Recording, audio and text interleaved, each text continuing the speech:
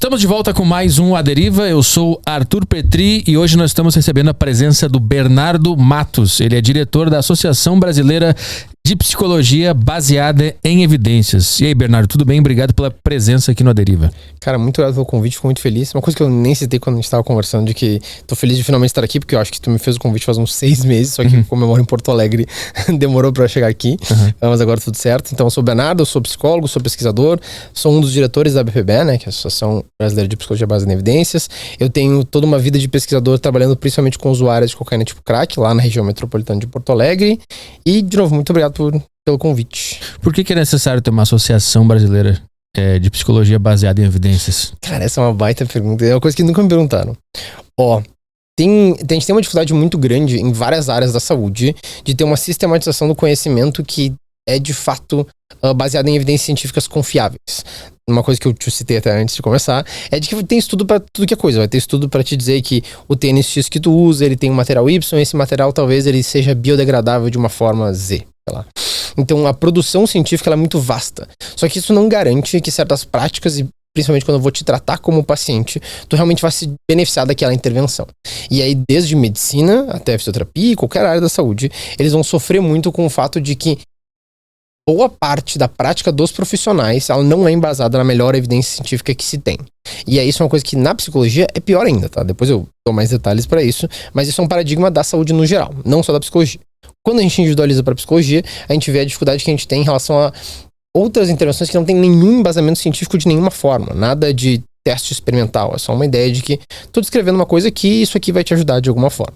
E aí, dentro de todo esse cenário, principalmente latino-americano, principalmente brasileiro, a BPB surgiu com uma proposição de tipo, na psicologia a gente tem essa dificuldade muito grande de ter uma sistematização do que é uma evidência científica confiável, tanto para clínicos quanto para pacientes. E a nossa ideia era justamente de chancelar ou de tentar propor cada vez mais esse tipo de intervenção e essa forma mais efetiva de cuidar do paciente dentro das áreas da saúde. A BPB provavelmente é uma mais revolucionária dentro das áreas da saúde, mas é mais pelo fato de que as outras áreas não têm uma associação desta maneira, com este nome. Mas esse é um tipo de força que a gente vê em outras áreas também, seja por outros nomes, mas é a mesma ideia, assim. Tem algum exemplo de algum desses estudos ou evidências que saiu que vocês tiveram que corrigir? Cara, nossa correção direta tem muito poucos, assim, mas eu vou te dar exemplos bem claros, assim.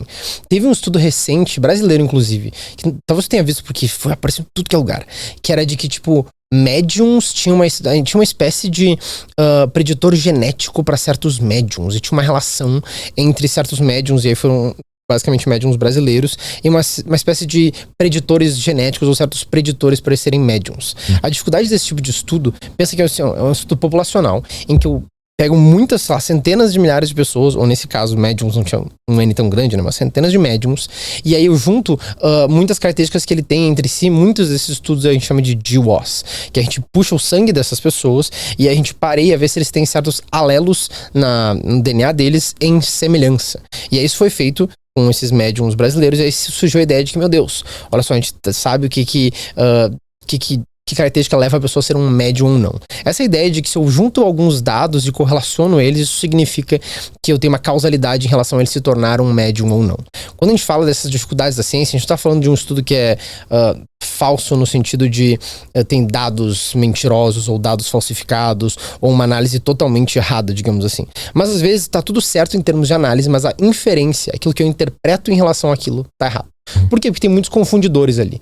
Esse exemplo super aleatório que eu peguei dos médiums que é recente, ele é justamente, tem uma cacetada de confundidores na trajetória deles, no prognóstico deles, que provavelmente levou eles a serem médiums, não ter uma espécie de preditor genético específico, assim. Embora a gente possa pensar que isso exista também, mas esse estudo ele não atestou a isso. A interpretação foi equivocada, o estudo estava em ordem. Exatamente. É muito comum que tu tenha um estudo em que ele tá bem encaixado, a metodologia dele tá certa, só que a inferência que tu dá a partir dele tá totalmente errada. A gente chama isso, inclusive, de spin. Nota que spin é o termo de inglês de meio que virar. E aí tu vira uma ideia de que tá, encaixou, fechou, e aí por isso o Arthur é tal coisa. Não, pô. Não é isso. Então, pensa... Isso é muito bom com estudos populacionais, a gente chama de... sempre esqueci o nome agora. Mas pensa, por exemplo, pesquisas eleitorais. Pesquisas eleitorais, depender do bairro que tu for fazer aquela pesquisa eleitoral, tu consegue dizer, não, o pessoal de São Paulo gosta muito do eleitor X. Daí tu vai ver onde é que foi feita a pesquisa, ela foi feita numa secção muito específica da população paulista. Isso dá a ideia de que São Paulo inteira votaria em tal coisa. Essa diz respeito à representatividade da amostra que eu peguei. Então, nesse caso, de novo, pensando na região, mas tem outros fatores que, mesmo bem encaixado, aquele estudo leva a uma conclusão diferente do que tu tá tentando trazer. Então, de fato, existiam características parecidas entre os médiums, mas não significava que ela era a causa de eles virarem médiums. O que era? Você lembra o que era especificamente? É a pior parte de eu ter trazido esse exemplo. O cara vai ficar perguntando. Eu não vou lembrar muito disso. Mas era alguma coisa na célula? Cara, esses estudos de DWOS, se eu não me engano, eles eram de DWOS, eles têm uma dificuldade que é a seguinte, ó. Eu vou achar um alelo em semelhança meu e teu. Alelo é o quê? Alelo é uma parte específica de um gene. Então, dentro do DNA tem todo o sequenciamento, e aí tem genes, e tem alelos, são partes específicas do gene. A gente vai ter alelos em comum, tá? E aí talvez esse alelo tenha alguma relação com um comportamento nosso. Pensa o comportamento tá sentado aqui no microfone. Exatamente. Tá, entendi. A gente tá sentado no podcast. Tu é o dono do podcast, eu sou o convidado. A gente tem o mesmo alelo. A gente tem um alelo em comum dentro disso. Entendi. Cara, os alelos, eles são... eles explicam um comportamento complexo do tipo estar no podcast numa magnitude de, sei lá, menos de 1%. Entendi. Mas se a gente achasse um alelo em comum entre nós, a gente podia fazer um estudo dizendo que aquele alelo tem fez a gente estar aqui agora. Tá, entendi. Exatamente. Entendi. Nossa, e isso é muito interessante. Por quê? Porque grande parte da produção científica, principalmente de estudos observacionais, que a gente chama, que é estudos em que a gente está só coletando dados, a gente está interferindo naquelas pessoas ou naquele tratamento, e eles têm essa característica. Alelo é tipo um átomo de um gene? Você consegue dividir um gene em várias partezinhas e são alelos. Exatamente. Interessante, os caras cavaram fundo pra achar, então. Exatamente. Não é o gene que é parecido. É muito louco pensar que tem até terapias atualmente que eles são nocautes de genes específicos. Eles conseguem meio que desligar um gene, assim, ou desligar um alelo que pode ter relação com, por exemplo, um tipo de câncer, assim. De novo, essa é uma tipo de intervenção muito nova. Assim, a edição genética, né? É. Eu li o livro da mulher que descobriu que dava pra editar. Como é que é o nome? Eu não vou lembrar. Putz, era a mulher que descobriu que tinha como desligar ou ativar, ou pelo menos que desenvolveu um estudo sobre isso, né? Isso, é muito interessante. Só que aí ninguém sabe, né? Se você desativar o gene do câncer, que mais que vai desativar na pessoa? Exatamente. Né? Nunca foi feito, né? Exatamente. Só tá em estudo isso. E é muito difícil pensar o quanto tem muitos preditores de certos comportamentos de saúde, ou até, enfim, características de saúde, que a gente nunca vai saber exatamente qual que é o preditor mais forte. Esses são os motivos que a gente não fica fazendo genotipagem de tudo, né? Não vou ficar analisando todos os seus genes e supondo que eu vou conseguir te salvar de alguma coisa. Essa eterna vigilância não é um bom custo-benefício de saúde pra ninguém. Porque não tem como saber. Mas isso também existe, assim. O que eu vou te falar sobre a teoria baseada em evidências, né? Teoria não, é psicologia baseada em evidências. Eu tenho uma coisa pra contribuir em relação a isso, só pra ficar mais... Só pra dizer que não é apenas isso, tá? Tem, de fato, dados que são falseados, tá? Teve, acho que uns 2, 3 anos atrás, um grande estudo que foi publicado na Nature e que esse pesquisador, que se não me engano é um cara francês, ele... Baseado na linha de pesquisa dele, se desenvolveu no mínimo uns 3 fármacos que eram aprovados pelo FDA, que eram baseados em uma hipótese de algum tipo de dificuldade cognitiva, se não me engano era Alzheimer, em que ele tinha forjado muito das imagens. Imagina que é uma pesquisa que é muito focada em certas, tipo, imagens microscópicas, assim, que a gente normalmente trabalha com Western Blot. E ele tinha meio que editado muitas dessas imagens. E a gente tem, sabe, anos e anos e anos, milhões e milhões de dólares de fomento de pesquisa que foram falseados. Isso levou até a criação de certos fármacos de uma hipótese que, na real, simplesmente não existe. Então, a gente tem dificuldade de evidência científica mesmo quando a metodologia está perfeita, bem encaixada. A gente tem também casos em que a pessoa falseia dados. Isso também existe. É difícil confiar em dados, em pesquisas, na ciência, porque sempre pode ter algum buraco em algum lugar que você não imaginou. Mas como é que vocês estudam esses estudos e conseguem detectar que tem algum problema nesse sentido? Como é que você sabe que o cara manipulou uma foto, por exemplo? Isso. Esse caso da fraude, esse rolê foi muito grande, tá? Muito grande mesmo, assim. Tanto que esse cara publicou na Nature, que é uma revista gigantesca, e aí muito da exposição dele foi em grandes revistas mesmo, da Nature, coisa nesse sentido. E se eu não me engano, a forma que eles aferiram, que eles descobriram essa farsa foi justamente olhando as imagens exaustivamente, assim, meio que tirando camadas de... Agora eu não entendo muito dessas coisas, tá? Mas, tipo, imagina essas camadas de pixels em relação à imagem e eventualmente eles notaram que tinha alguma dificuldade, assim. Só que, de novo, esse é um caso emblemático muito raro de uma manipulação de dados drástica. O que tu trouxe faz muito sentido. A ciência é muito difícil em relação a... Tá, tem dados aí que não fazem muito sentido. Só que é a melhor ferramenta que a gente tem pra aferir isso, principalmente pensando em saúde, né? Quando a gente tá brincando com a saúde das pessoas, ou melhor, talvez o termo brincando chamou de... Mas cuidando da saúde das pessoas, a gente tem que justamente cuidar muito disso, de que a gente tem que usar o melhor que a gente tem, mesmo que tenha muitas falhas dentro desse sistema, assim. Então, um dos objetivos da associação é conferir se o estudo tá bem feito, assim. Isso dá uma ideia que a gente tá, tipo, individualmente olhando os estudos. A gente não tá fazendo isso. Mas muito dos nossos esforços, isso inclui, sei lá, até os nossos congressos que a gente faz, é justamente trazer a pauta de que a psicologia ela tem que ser mais baseada em evidências, porque isso é um dever nosso como paciente, isso é um dever nosso com a comunidade científica, e a gente tem que sempre investir nisso. E aí tem vários esforços diferentes que a gente faz, seja pelo fato de que a gente tem grandes pesquisadores que fazem parte da associação, seja o fato de que a gente sempre tenta estar presente em ambientes em que a psicologia falta em relação à evidência científica. Que, de novo, é algo muito raro, tá? Vai parecer... Da forma que eu tô falando, parece que, meu Deus, isso parece tão básico, mas infelizmente é muito raro, principalmente na psicologia, tu ter uma discussão sobre evidência científica, como é que a gente entende um desenho de estudo, se ele se encaixa ou não, coisas nessa direção. Você usou o exemplo dos médiuns, né? Mas você tem algum exemplo sobre a saúde mental mesmo? Que foi levado a sério, ou que não era bem assim? Tem um exemplo clássico da psicanálise, né? Imagino que alguém já deve ter passado contatos pra ti, mas de que toda a base da psicanálise, ela falta até plausibilidade biológica, assim. A gente não tem uma espécie de forma de aferir o que seria o inconsciente. E como é que a gente consegue avaliar se tá tendo alterações no teu inconsciente e, sei lá, se teus sonhos são interpretáveis ou não. Então a psicanálise é um exemplo mais clássico que a gente dá. E aí também tem todo um processo de filosofia da ciência que eu sou bem amador em, mas que diz respeito ao fato de que muitas práticas da psicologia, até hoje super vigentes, elas não têm um sólido background de pesquisa empírica, assim, com pacientes. Então, mas aí que é interessante. A ciência, ela só nos consegue mostrar até onde ela consegue nos mostrar. Vai que essa teoria é verdade da psicanálise e daqui 180 anos consegue comprovar. A gente perdeu 180 anos ignorando essa forma. A gente perdeu. Você acha que ela se desenvolveria mais ao longo desse tempo? Ou seria mais usada? A ideia da psicanálise ser pouco usada, eu acho que vai demorar muito pra ser pouco usada. Ela é extremamente usada. Então muito usada. Então se comprovar no futuro que ela funciona. Mas você entendeu? Se no futuro desenvolverem que a ciência também ela não tá totalmente desenvolvida. Questão de, sei lá, máquinas, equipamentos pra analisar as coisas. Então vai que um dia conseguem desenvolver uma forma de investigar melhor essa questão e comprovam que existe o inconsciente mesmo, como Freud explicou. É uma só possibilidade. Supondo, assim. Sim, é uma possibilidade.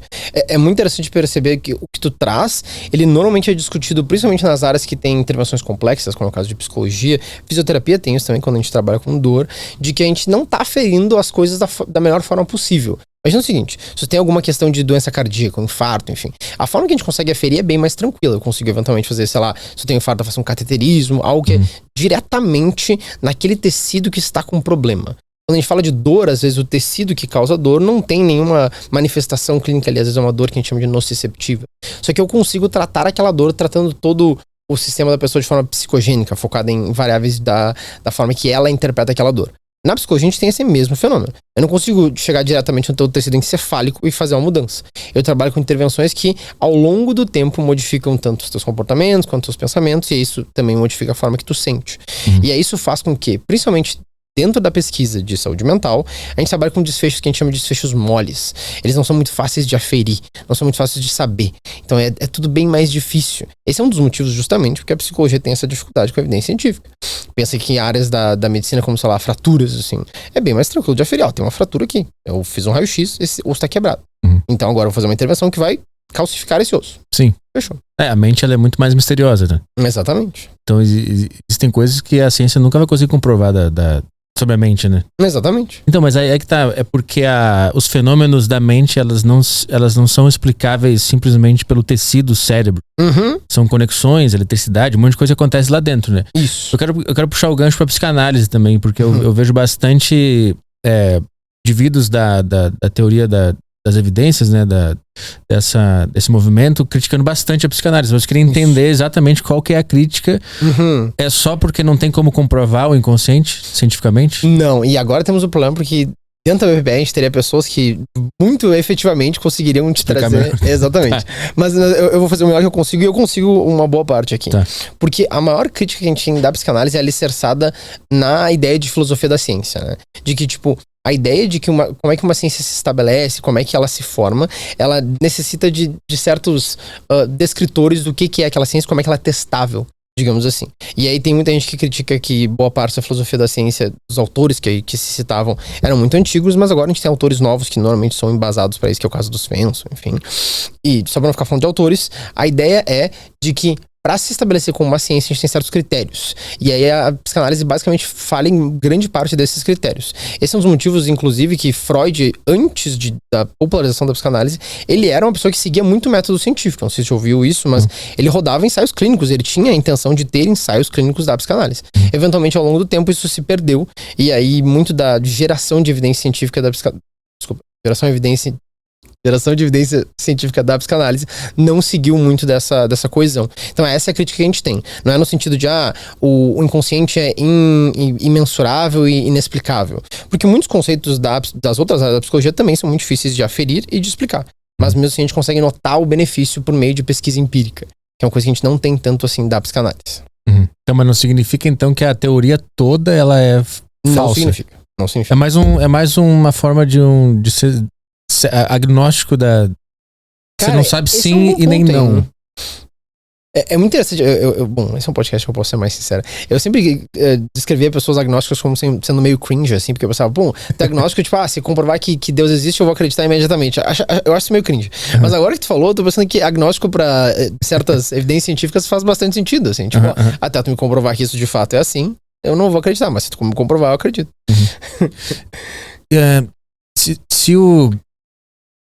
Você disse que o Freud, ele chegou uma hora que ele parou de usar o método científico. Isso. E seguiu a tocada dele. Isso. Então, mas não tem algum benefício nisso? Assim, a ciência só me permitiu vir até aqui. A partir desse ponto eu vou ter que soltar e vou ter que ir na loucura mesmo. Não tem algum tipo de benefício nisso? O ruim da gente pautar muito essa discussão no Freud é que ele tem várias condutas que ele mesmo, acho que se eu não me engano, meio que revisou depois de um tempo, né? Tipo, ele prescrever cocaína, por exemplo, dos pacientes. Essa é uma crítica que todo mundo faz. De novo, não vou me alicerçar muito nisso.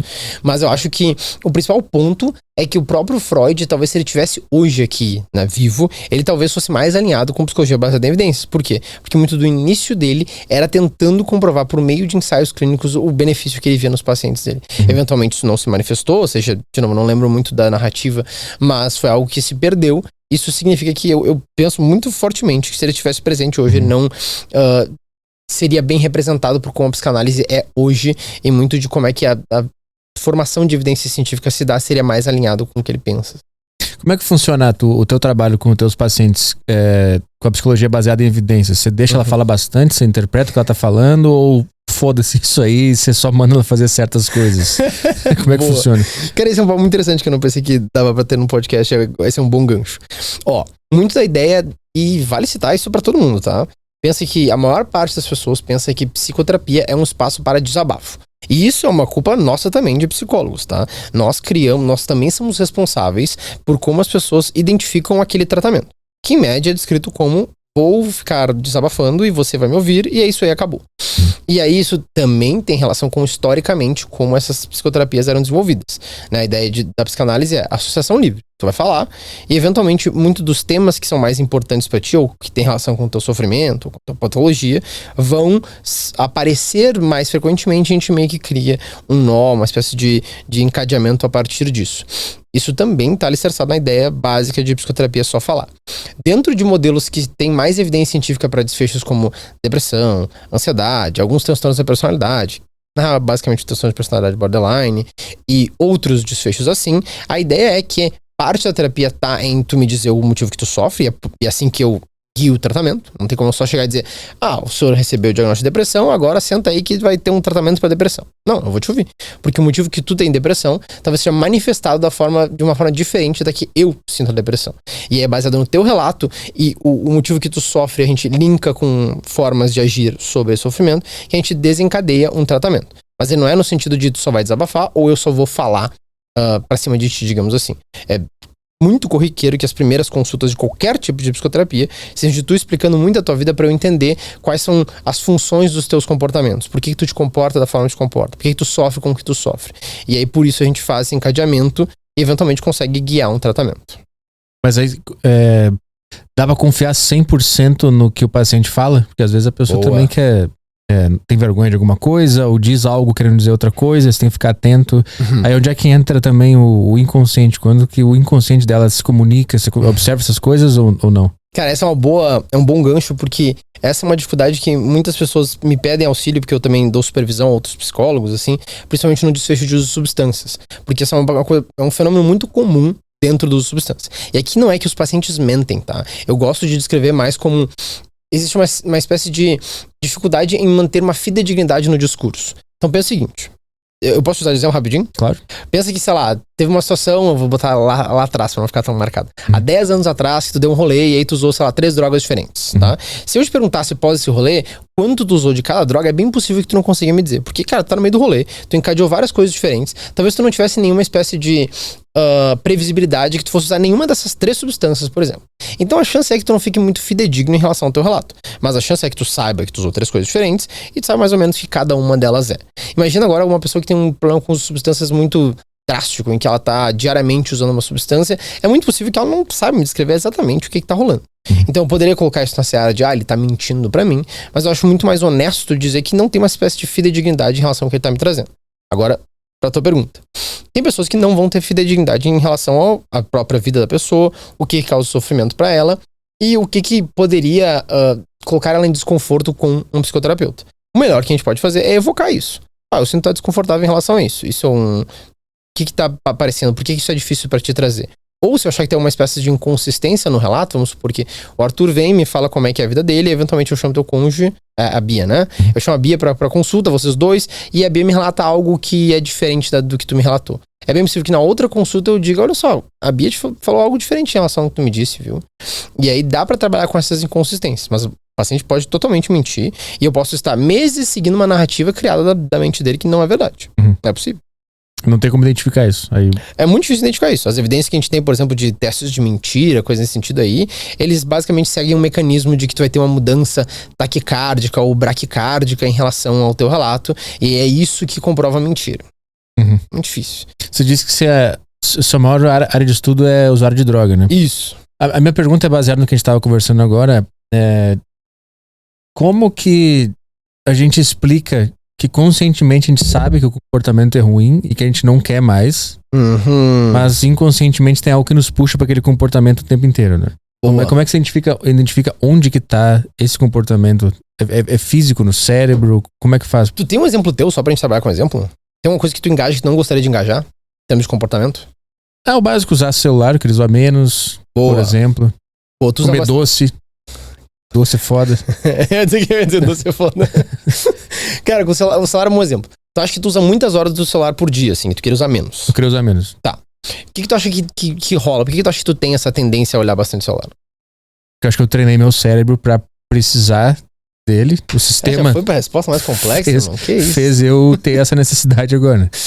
Boa, essa é a resposta mais fundamentada. A gente ia chegar lá. Algo mais, às vezes eu gosto de umas coisas ali, mas provavelmente muito do teu comportamento ele é balizado por muito mais do que só a tua vontade de ver o celular, ou o tipo de post que tu vê, ou algo nesse sentido. Por quê? Porque a maioria dos comportamentos que são hábitos nossos, eles são uma construção.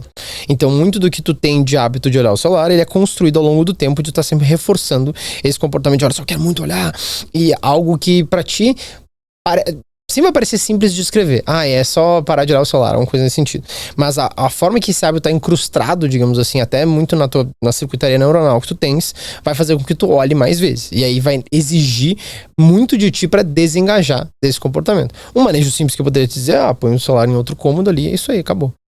Obviamente, ridículo pensar que é tão simples assim. Sim. Porque o manejo ambiental é só uma parte do fenômeno. Tem muito mais coisa envolvida aí. Mas aí, em relação a, por exemplo, o usuário de drogas, que é uma coisa bem mais forte, né? Ele sabe que é errado, que faz mal pra ele, mas tem essa força que leva ele a fazer isso, né? É possível você desligar um hábito tão forte assim? Que foi treinado por tanto tempo. E aqui tivemos Regis, né, que veio aqui falar contigo, que tinha o quê? 8 anos abstinente? Acho que ele tava 8 anos sem... Se eu não me engano, era por volta disso quando eu vi o episódio. Ele é usuário de crack, né? Nossa, é difícil, velho. É porque eu quiser no sentido de ele esteve aqui, mas no sentido que ele parou de usar. Isso. Mas ele era usuário de crack, hein? E, cara, o relato dele é um relato raro de se ver em termos de número de pessoas. A grande maioria das pessoas que engaja com o uso diário ou continuado de crack tem uma dificuldade bem grande de parar.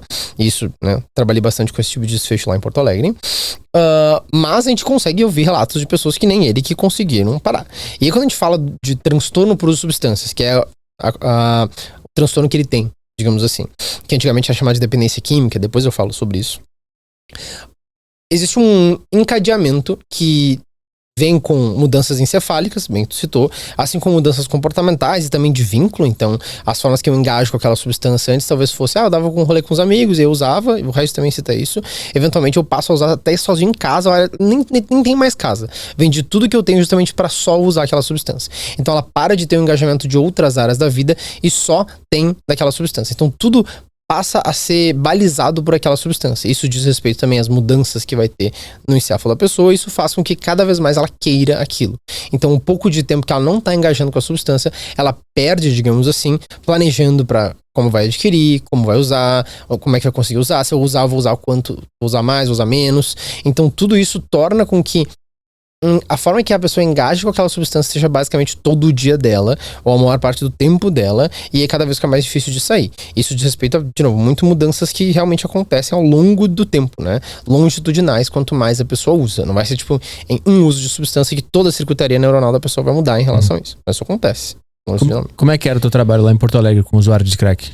A gente tinha muitos centros, principalmente hospitais, que trabalhavam com desintoxicação. Rapidamente só para explicar.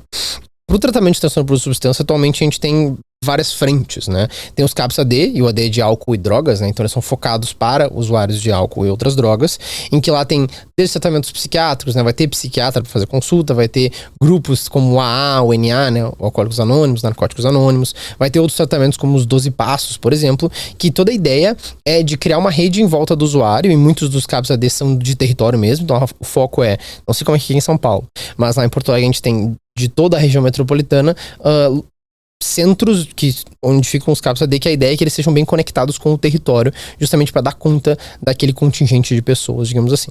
A gente tem os CAPS-AD. A gente tem as internações, e as internações psiquiátricas costumeiras, assim, que não tem nenhuma especialidade, mas também são usadas para usuários de drogas e álcool, enfim. E a gente também as internações de desintoxicação, que a pessoa fica 21 dias lá e que não tem uso de nenhuma substância, nada, e que ela fica durante aquele acompanhamento, principalmente pensando que os sintomas de abstinência que a pessoa vai sentir nesse período, principalmente no início de parar, vão ser muito intensos, então ela precisa de auxílio justamente para enfrentar esses sintomas de abstinência. E aí, depois dos 21 dias a pessoa sai.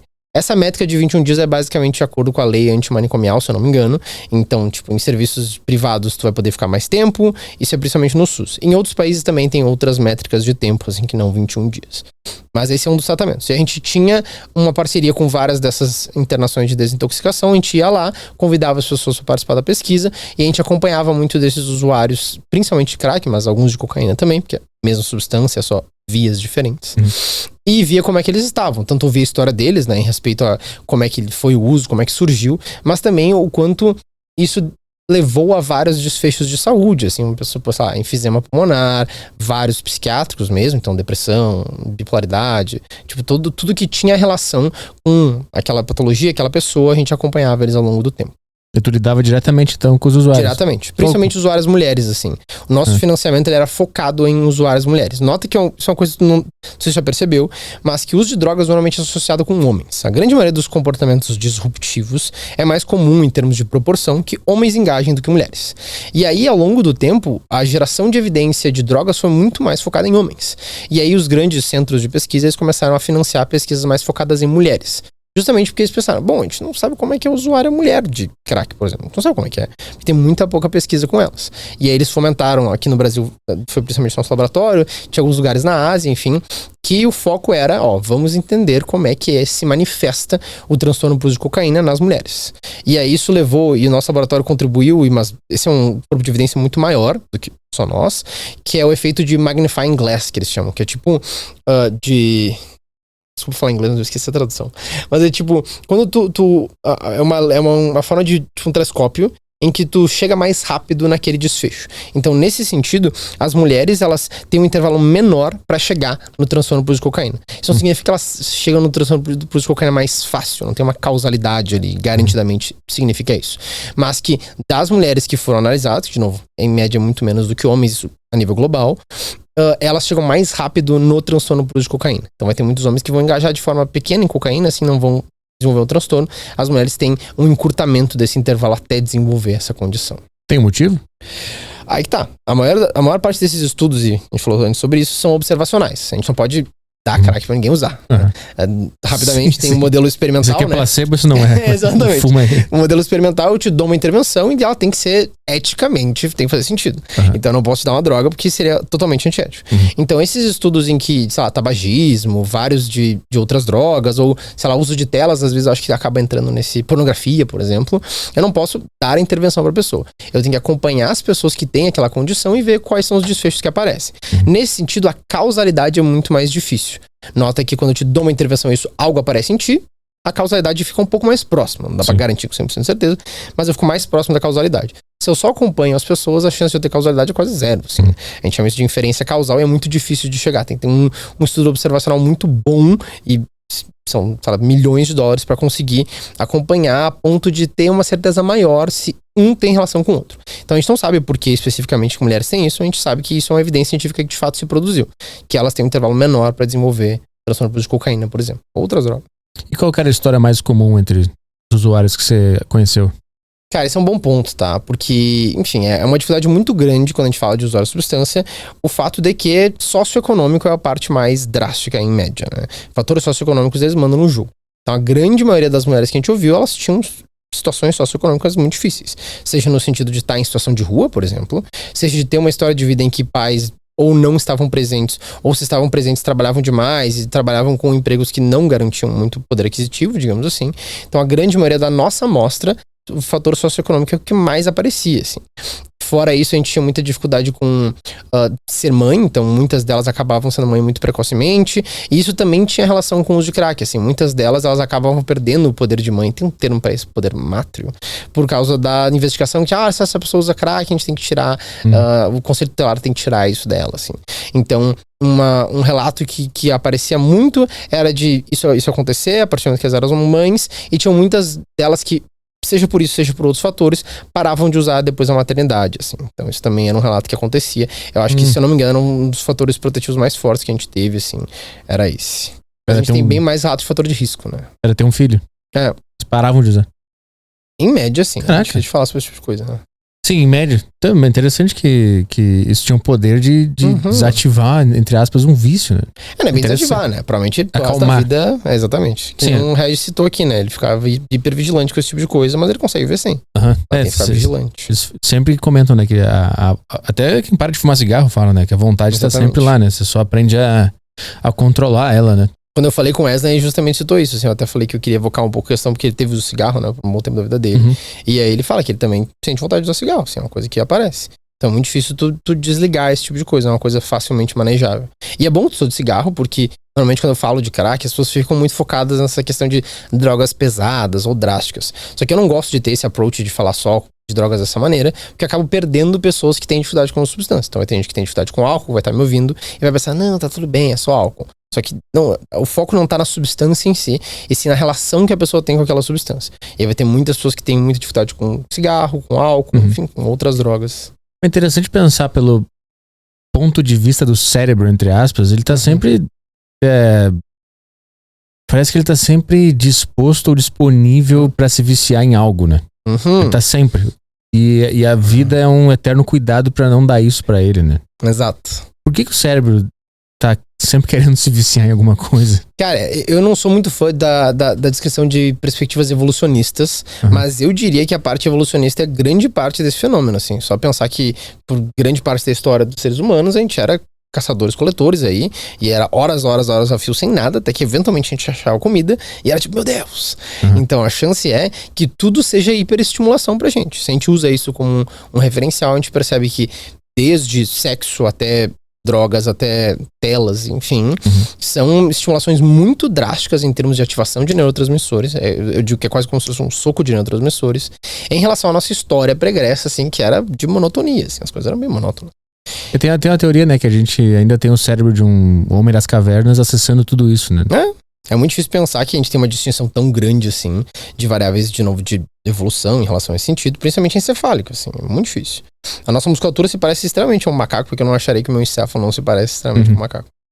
Então o trabalho, teoricamente, de um psicólogo é cuidar desse cérebro primitivo, que tá sempre caindo em rascadas, em vícios, né? Exatamente. E é muito difícil perceber o quanto, e isso é uma coisa que eu não vejo falar em muito, assim, mas como trabalho muito com isso na clínica, é muito difícil ver o sofrimento que as pessoas nos trazem por algo que é simples no sentido de descrição. Eu tenho uma dificuldade com X substância. Não é algo que envolve uma história muito intricada em termos de variáveis, algo nesse sentido.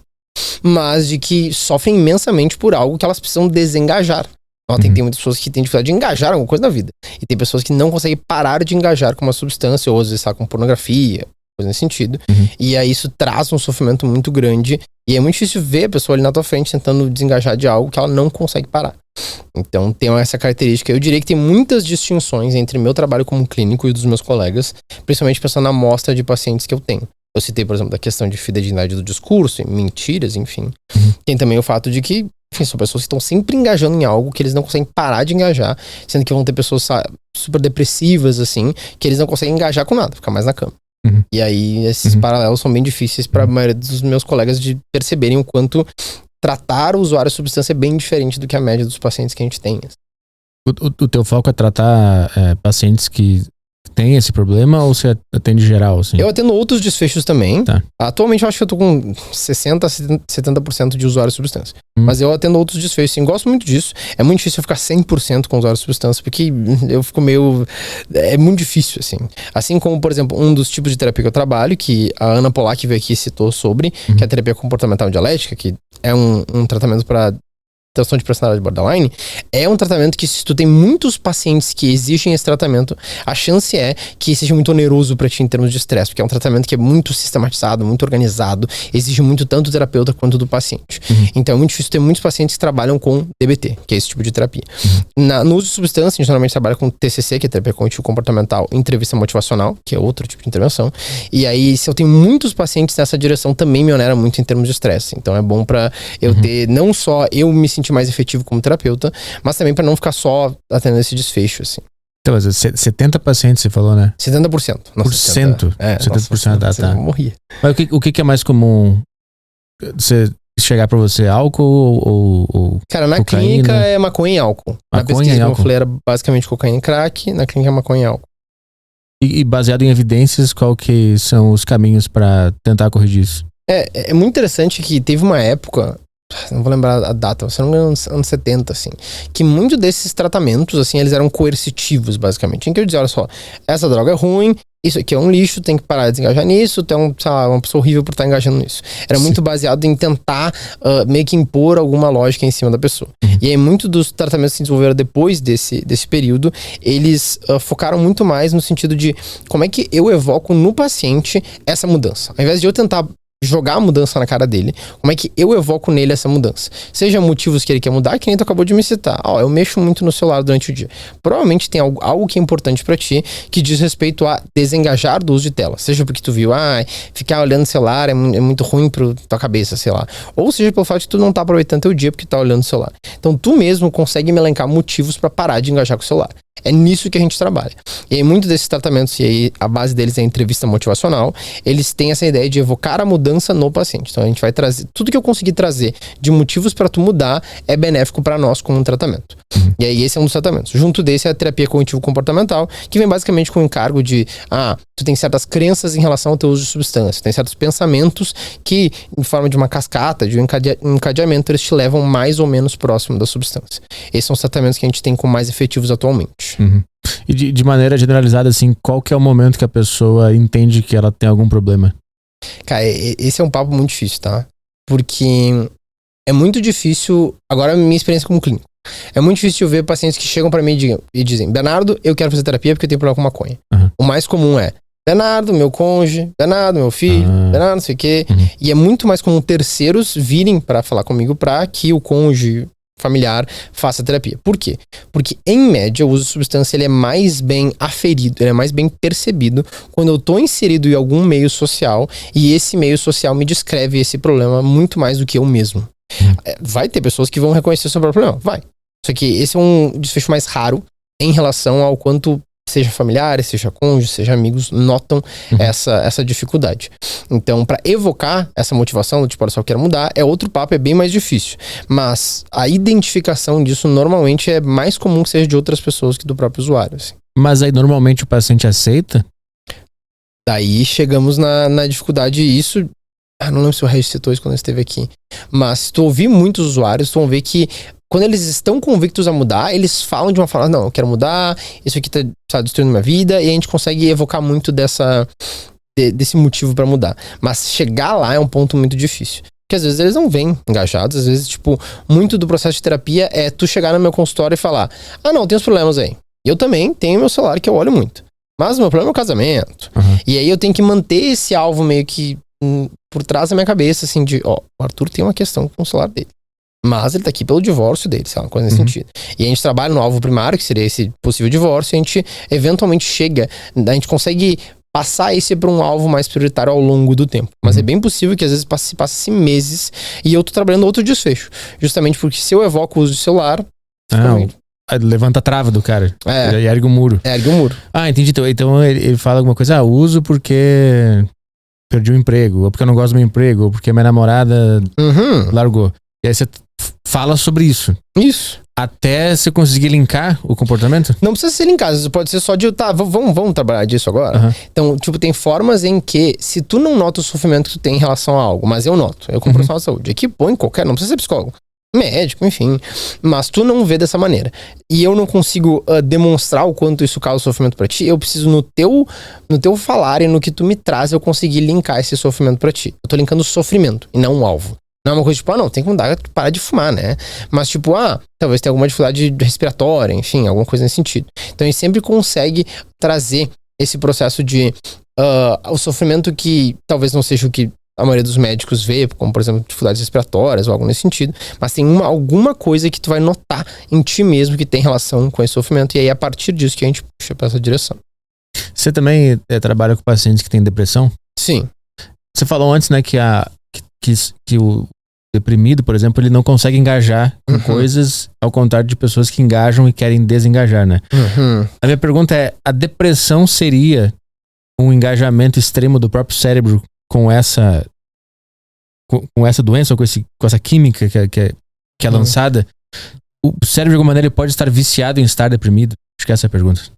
Cara, isso é bem interessante, de pensar o quanto muito do funcionamento de uma pessoa que é depressiva, ela vai perpetuar o estado de depressão, e esse é um dos motivos que, por exemplo, um dos tratamentos mais efetivos é ativação comportamental. E nota que já carrega no termo que a ideia é ativar a pessoa. Então, na ativação comportamental, eu vou te prescrever várias formas de engajar com fenômenos que tu tem domínio, que tu consegue engajar, e a gente vai, como se fosse uma agenda, prescrever que tu faça certas coisas durante o teu dia. E é muito possível que tenha um benefício ao engajar com essas coisas. Justamente porque depressivo, em média, não quer engajar com nada. Ele vai querer ficar na cama, ele vai ficar parado ali, e aí é isso aí. Então, muito da dificuldade que a gente vai ter na depressão não é só de não querer engajar com certas coisas, é justamente do que tu trouxe, de se manter ali, se manter naquele processo ali de não engajar com as coisas. Tem algum ponto de não retorno da depressão? Cara, esse é um papo muito difícil, no sentido de que a gente tem condições crônicas da depressão que são outro diagnóstico. Por exemplo, depressão refratária, em que eu tentei vários tratamentos, se não me engano, 3 antidepressivos diferentes, e mesmo assim eu não vi benefício. Isso é um indício de que essa depressão não é uma depressão tão simples assim quanto a depressão unipolar clássica, assim, de que se passaram umas 4 semanas eu não tô me sentindo bem. Nesses casos de depressão refratária, o tratamento inclusive é diferente, justamente pensando que essa pessoa não se beneficiou de vários dos tratamentos mais convencionais. E a gente fala do ECT, né, que é a eletroconvulsoterapia, que é vista como quase como uma lobotomia, assim, para as pessoas, já explico sobre isso. E atualmente a gente tem também a cetamina, que é um outro tratamento para esse tipo de desfecho. E que, em média, de novo, para esses casos mais fortes de depressão, tem um benefício maior do que tu só usar o antidepressivo mais clássico. Assim. Tem tratamento com choque elétrico? O ECT é basicamente um choque elétrico e tem uma estética tenebrosa, e por muitos anos era visto como uma coisa, sei lá, uma lobotomia, mas não, ele é um tratamento efetivo. A estética claramente é meio difícil, mas ele funciona super bem. Você já usou pra escrever? Não, mas eu tenho muitos psiquiatras que trabalham com... Esse é um tratamento basicamente prescrito por psiquiatras, né? Tá. E eu tenho muitos psiquiatras que trabalham com esse desfecho. Alguém falou sobre isso comigo, que se atingia com eletricidade um ponto específico do cérebro, né? E reorganizava as conexões, isso, né? A base é basicamente essa. Eu não vou saber te explicar pormenores, assim, mas é basicamente esse fenômeno, assim. E, de novo, a estética é bizarra, mas funciona super bem. E você diria que a saúde mental das pessoas está piorando ou melhorando? Cara, esse é um ponto importante, porque a gente tem especificidades de cada país, né? Por exemplo, o Brasil é uma das nações mais ansiosas do mundo, assim. Se eu não me engano, a gente tá ou no top 2 ou no top 1, assim, eternamente, faz muitos anos, de maior número de diagnósticos de transtornos ansiosos, assim. Então, o brasileiro tem muita questão de ansiedade. E se a gente for ver em outros países, por exemplo, em relação ao uso de substância, os Estados Unidos têm um problema com opioides gigantesco, assim. Eles têm uma dificuldade endêmica com opioides que é 10 vezes maior que todos os países. Se olhar unitariamente por país, tu vai ver que nos últimos anos, realmente, tem uma dificuldade muito maior em termos de desfecho de saúde mental para a maioria das pessoas. Só que é difícil de saber o que é o que, né? No sentido de que está se popularizando cada vez mais, tanto psicologia, psiquiatria, saúde mental, enfim. Isso leva a uma identificação maior de transtornos. Só que quando por exemplo, essa pergunta que tu me faz, ela pode ser muito mais bem descrita no sentido de, a níveis populacionais, as pessoas estão estressadas, elas sofrem mais. Para essa resposta, eu não sei se é assim. Eu não sei se é. Mas para identificação de transtornos, dificuldades psiquiátricas mesmo, a gente tem uma epidemiologia que está mudando ao longo do tempo e está tendo mais gente que tem esses diagnósticos. Só que, de novo, pode ser justamente pela popularização desse tipo de fenômeno. Então, aqui eu parece que eu entro num ponto de desesperança, porque você falou ali, né, que o paciente com depressão, você propõe atividades para ele começar a se movimentar e engajar com coisas, né, por mais que seja difícil. Mas é que tá, me parece que para resolver qualquer tipo de problema de uma vida que você não tá com a saúde mental um dia, você tem que engajar com atividades e hábitos interessantes e bons para você, né? Desde a alimentação até a sua rotina mesmo, de sol, luz, acordar no horário certo e tal. Mas ao mesmo tempo, a vida já te impôs esses hábitos ruins, né? Que te levaram para esse buraco. Então me parece que a vida que a gente tá vivendo, que foi imposta pelo tipo de sistema que a gente tá inserido, é que nos leva para esse buraco. E aí me parece, pode ser que essa frase fique ruim, mas não é pra atingir, não. Me parece que a psicologia e o psicólogo é um band-aid pro cara conseguir se manter nesse mundo que a gente criou que só nos faz mal. Isso. Cara, eu concordo facilmente com essa frase, por mais que, como tu bem disse, parece uma crítica bem forte. Mas eu concordo imensamente em relação ao seguinte fenômeno.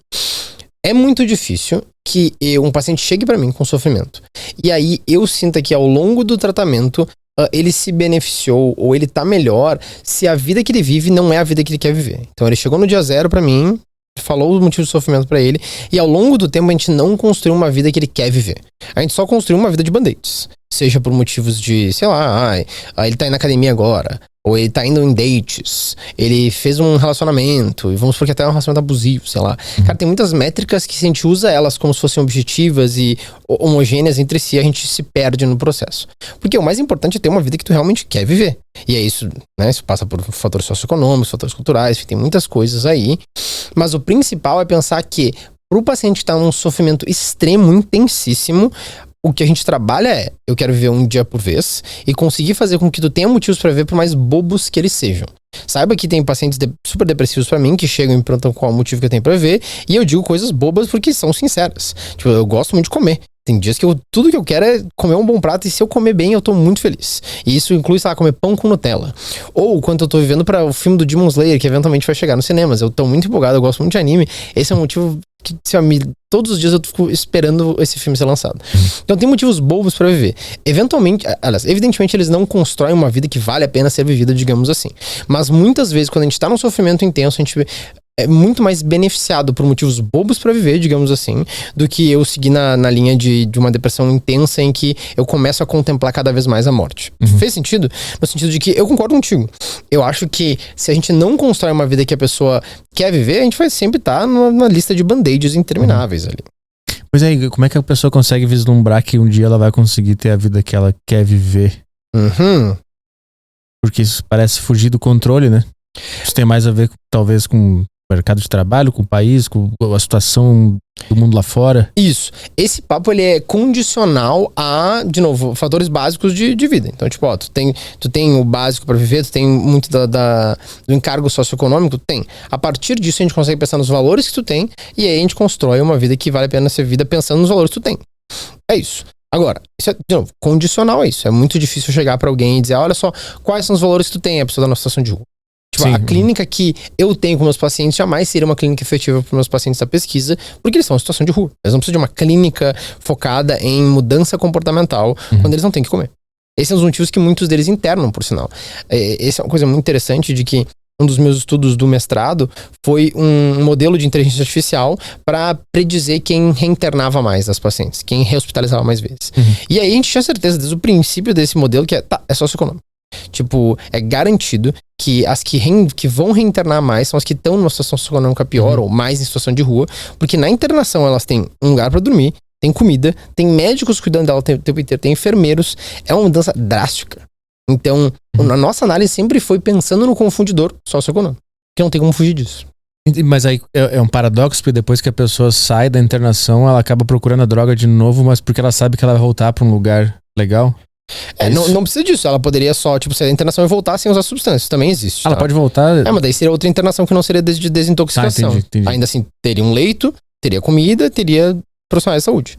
Mas isso que tu descreveu é muito comum em ambiente de uso de drogas, como por exemplo crack. A pessoa sai da internação e volta a usar. Isso é muito recorrente, assim. Um dado que eu sempre trago é o seguinte, ó. Tu tens alguma doença crônica? Tipo, asma, hipertensão? Nada, não. Eu sou asmático. Eu me cuido muito bem, mas eventualmente eu tenho recaídas e eu preciso usar bombinha. Esse é o motivo que a minha bombinha está aqui em São Paulo. Porque vai que as coisas... Aqui você vai precisar, com certeza. Por que isso acontece? Porque a recaída é um fenômeno extremamente comum na asma. As pessoas que têm asma têm uma recaída de 50% a 60%. O uso de substância, a recaída é de 50% a 60%. Só que quando um usuário recai, como a recaída dele requer uma parte comportamental de eu usar uma droga, eu julgo moralmente o usuário de substância, enquanto o asmático chega no hospital, a gente dá bombinha pra ele e fala, tá bem? Tá tudo bem? Enquanto o outro a gente fala, pô, o cara voltou a fazer isso. Mas o mecanismo é o mesmo. O mecanismo é o mesmo. A forma... Não é bem isso, mas fisiopatológica, digamos assim, que a gente descreve uma recaída é uma volta dos sintomas. E isso também ocorre quando eu engajo no comportamento que leva a eu piorar em termos de sintomatologia. Então, a recaída no transtorno por uso de substância é a mesma de hipertensão, basicamente a mesma de hipertensão, asma, várias doenças cardíacas, é a mesma. Só que para esses pacientes eu julgo eles, de agora só porque voltou a fazer isso, enquanto os pacientes que têm essas outras condições, eu cuido deles, eles chegam no hospital, eu tô preocupado com eles, muito, e eu trato eles de uma forma totalmente diferente. Você atendeu os dois públicos, né? As pessoas que não têm nem lugar para morar e que recorrem à droga e foram internadas e você fez pesquisa com elas, você também atende pessoas que têm dinheiro para pagar um psicólogo, né? Você já enxergou alguma relação dessas duas... esses dois lugares econômicos? Você percebe alguma correlação entre os dois? Cara, uma das principais que eu noto, principalmente quando se inicia um uso aumentado, é a não percepção das pessoas. É engraçado que eu falei que quem traz o tratamento normalmente são os terceiros, né? Mas é muito costumeiro, principalmente, vamos supor, empresário que trabalha numa grande empresa, o cara Tu vai no banheiro, cheira uma linha de cocaína, volta a trabalhar, ninguém nota nada, ninguém percebe. Se contasse pra todo mundo ficaria impressionado o quanto ele tem uso de cocaína, por exemplo. Tem pessoas na pesquisa, mesmo com uso de crack, que trabalhavam, tinham sua família e ninguém percebia. Então, muito do início daquele uso, e no caso do empresário, tá pra ter vários anos usando cocaína dessa maneira, não é percebido pelas pessoas. E aí todo mundo jura de pé junto que tá tudo certo. Não, é uma pessoa extremamente funcional. Como assim? Ninguém nota. Às vezes usa na própria casa, a família tá na sala, a pessoa vai lá, usa, volta e ninguém nota. Então, muito desse processo de usuário de substância, mesmo do mais rico ao mais pobre, às vezes ele tem esse aspecto de que a pessoa está plenamente funcional em boas áreas da vida dela, ninguém percebe. E isso diz respeito principalmente ao início do uso. Eventualmente, quando a gente cai numa cascata de uso muito continuado, vai ser muito difícil que ninguém perceba. Mas muito desse início, assim... Mas você notou algum paralelo também no impulso para usar? É um vazio? Porque de um lado você tem uma pessoa que não tem nada e que tá com fome e que recorre a isso pra amenizar a dor, né? Do outro lado você tem um cara que tem tudo, que tem trabalho, que tem uma empresa, tem família e usa também. Tem alguma relação no comportamento desses dois grupos? Se tu pensar muito na via que tu falou de pensar no encéfalo, na via encefálica, os fenômenos vão ser sempre os mesmos, que é o mesmo sistema, né? E aí a fissura, por exemplo, a substância, é a mesma. Evidentemente... pro usuário que está em uma situação de rua, a chance é que essa fissura aumentada me faça tomar decisões mais drásticas em relação a vender minha casa, vender as poucas coisas que eu tenho. E na pessoa que tem mais grana, ele só vai comprar e é isso aí. Mas muito do engajar, do desejo intenso, do desejo aumentado, do gatilho ambiental. Se eu tô num rolê e aí eu vejo alguém usando, assim como se eu tô numa situação de rua e eu passo pra alguém usar... Todos esses fenômenos são extremamente semelhantes. Por quê? Porque a vontade que eu tenho de usar uma substância ela é muito aumentada dependendo do ambiente que eu tô. Esses são os motivos que, por exemplo, um exemplo clássico. E eu sempre erro, mas dessa vez eu acertarei. Na religião islâmica, se não me engano, tu não pode tomar álcool. É proibido.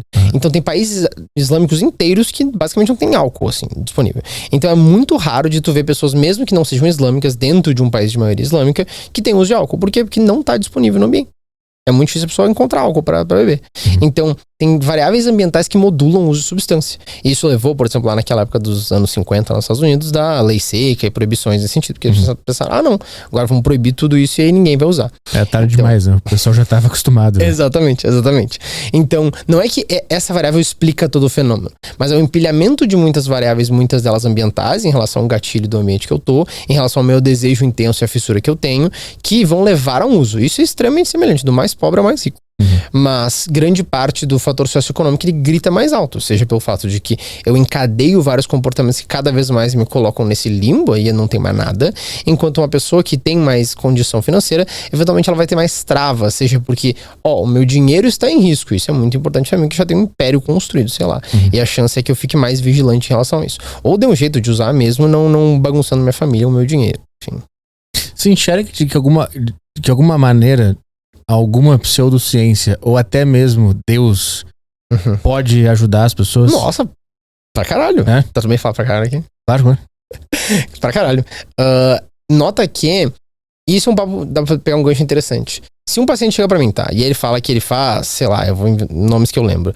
Florais de Bach, medicina chinesa, sei lá, Reiki. ayurvédica, reiki. Cara, não pense que eu chego e pulo e quebro tudo e jogo água na cara dele. Esfrega estudo científico na cara dela. Fala, olha esse paper aqui. Baixa esse PDF que imprime na tua casa. Te mandei em 50 PDFs aí, lê tudo aí. Jamais. Por quê?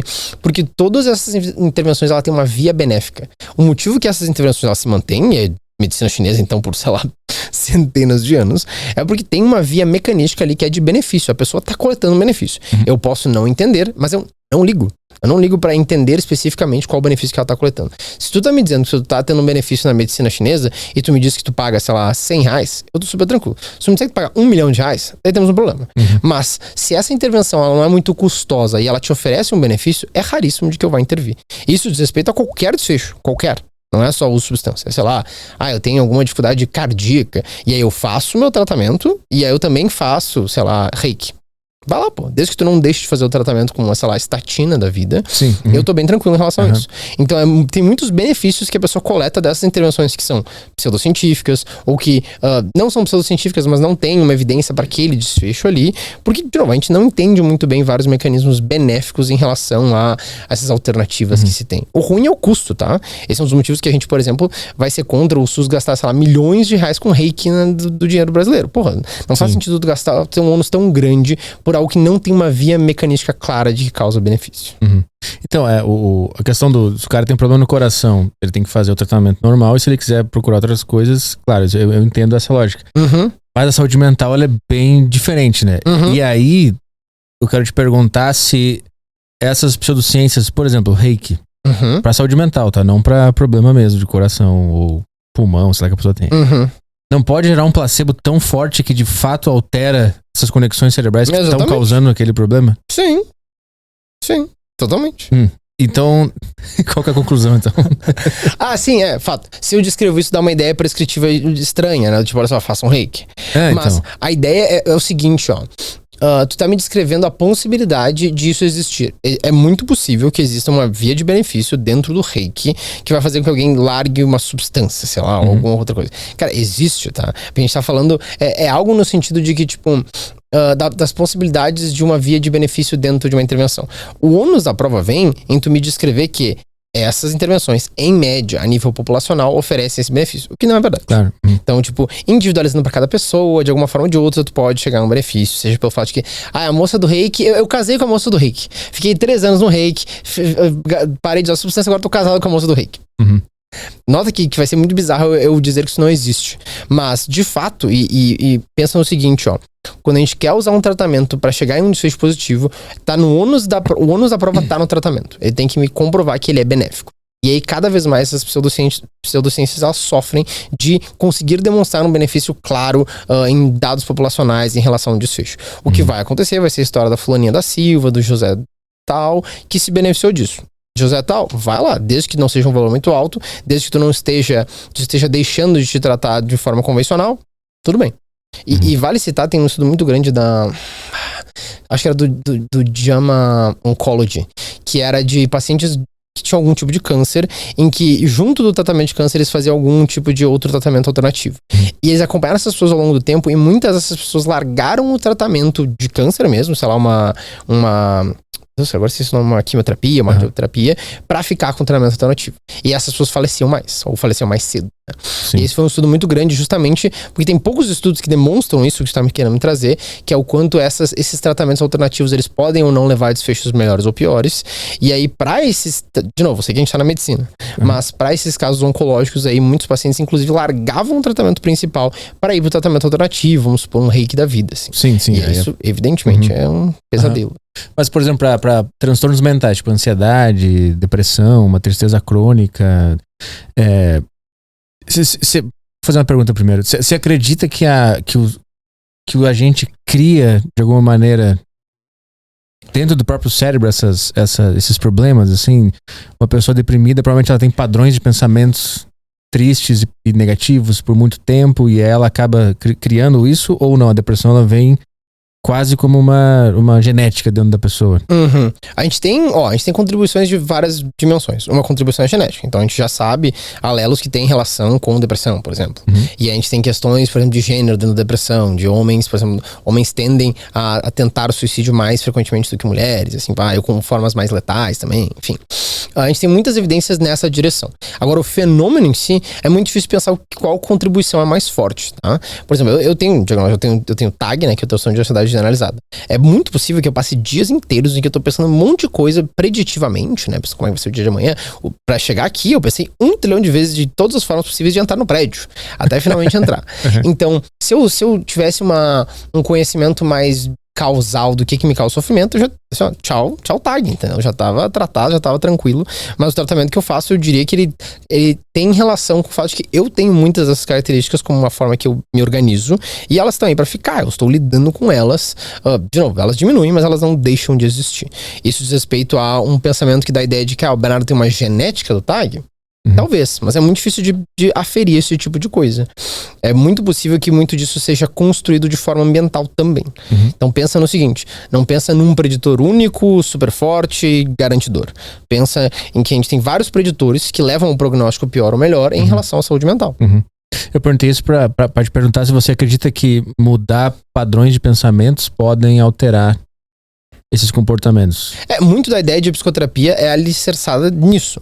Tipo, muito da psicoterapia, o benefício que ela tem vai ser de mudar uma circuitaria neuronal em que vai fazer com que eu não só pense de forma diferente, age de forma diferente e até sinta de forma diferente. A mudança encefálica da psicoterapia, ela pode não ser facilmente aferível, né? A gente tem que usar basicamente, sei lá, ressonância magnética funcional e aí ver o quanto funcionalmente a ativação de certas regiões muda. Isso também é uma aferição meio ruim, assim, mas ela existe e aí a gente consegue ver essas mudanças e elas normalmente levam a mudanças duradouras de vida. Só que pensa o seguinte, tá? Esse papo que a gente tá tendo, ele é bizarro se a gente pensar assim em relacionamentos, por exemplo. A forma que a minha namorada me trata, ela muda a forma que eu vejo o mundo, penso as coisas, e será que ela tá mudando uma circuitaria XYZ? Não, pô. Eu amo estar com a namorada, é isso aí, eu coleto um benefício, estamos juntos, é isso aí, fechou. Então nota que quando a gente entra num papo muito mecanístico das coisas, a gente se perde no que, cara, eu quero saber se tu sofre ou não. E eu quero pensar, se tu te beneficia de alguma coisa na tua vida, provavelmente ela tem uma relação com, de novo, alguma mudança de circuitaria neuronal. Mas não é isso que tu tá pensando. Tu não compra uma Coca zero pensando, ai meu Deus, eu preciso ou uma Coca normal, eu preciso da glicose disso aqui. Não, pô, tá com sede, tu quer tomar uma Coca. Então, muito desses processos, a gente entra muito nessas camadas, digamos assim, a gente pensa muito encefalicamente. E é muito difícil que isso aconteça no nosso dia a dia. O que a gente pensa é, quais são os motivadores que a gente tem pra viver, quais são os motivadores que eu tenho pra vir pra aqui, pra cá, quais são os motivadores que eu tenho pra estar em São Paulo, e assim vai. E isso cria muito do nosso comportamento.